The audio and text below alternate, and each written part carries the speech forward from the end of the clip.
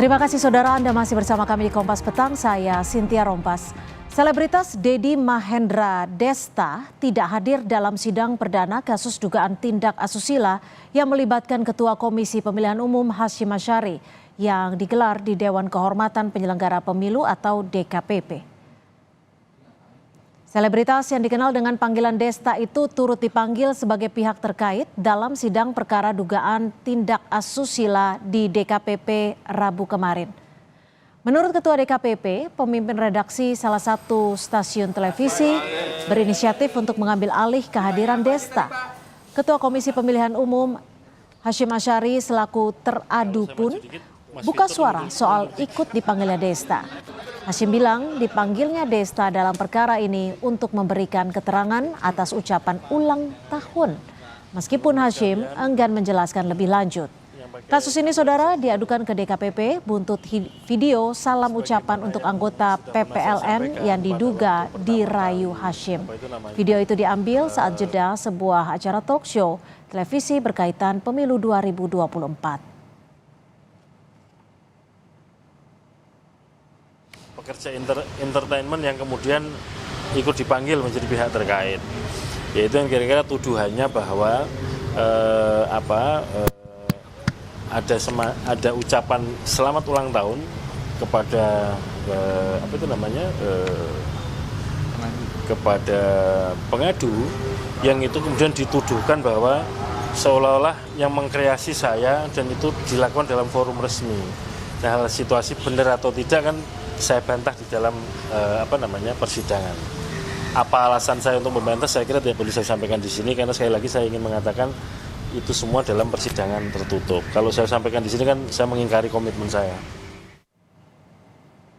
Soal pemanggilan Desta, Ketua DKPP Hedi Lugito mengonfirmasi melalui pesan singkat kepada Kompas TV. Kami panggil karena greeting kepada pengadu di acara tersebut, ujar Ketua Dewan Kehormatan Penyelenggara Pemilu.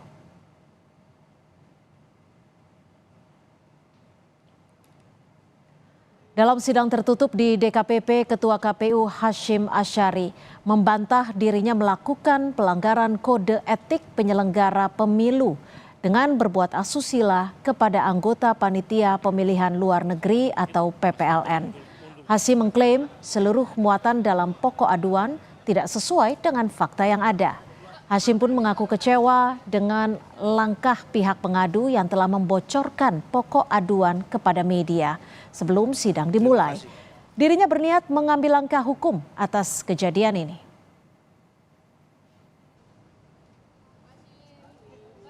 Sementara itu saudara, kuasa hukum pengadu mengaku pihaknya tidak pernah membocorkan pokok aduan atau bukti ke pihak luar seperti yang dituding Ketua KPU Hasyim Asyari. Dalam sidang tertutup Rabu kemarin, pihak pengadu membawa 20 bukti ke DKPP. Hasyim dilaporkan ke DKPP oleh Lembaga Konsultasi Bantuan Hukum dan Pilihan Penyelesaian Sengketa Fakultas UI.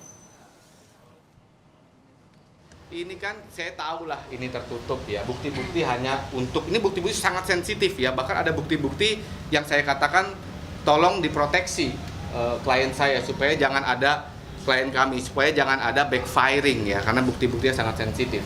Saya nggak pernah membocorkan, kami nggak pernah membocorkan apapun selain argumentasi. Kuasa hukum pengadu dari LKBH UI menyebut dalam sidang tertutup DKPP muncul fakta krusial. Kuasa hukum mengapresiasi keseriusan DKPP tangani perkara itu. Dengan kasus dugaan asusila, kuasa hukum pengadu meminta DKPP memberhentikan Hasyim Asyari sebagai ketua dan anggota KPU RI.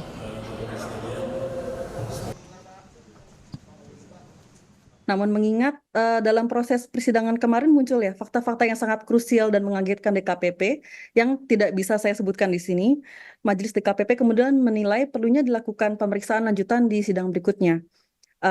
Untuk itu kami sungguh apresiasi keseriusan dari DKPP dalam menangani perkara ini.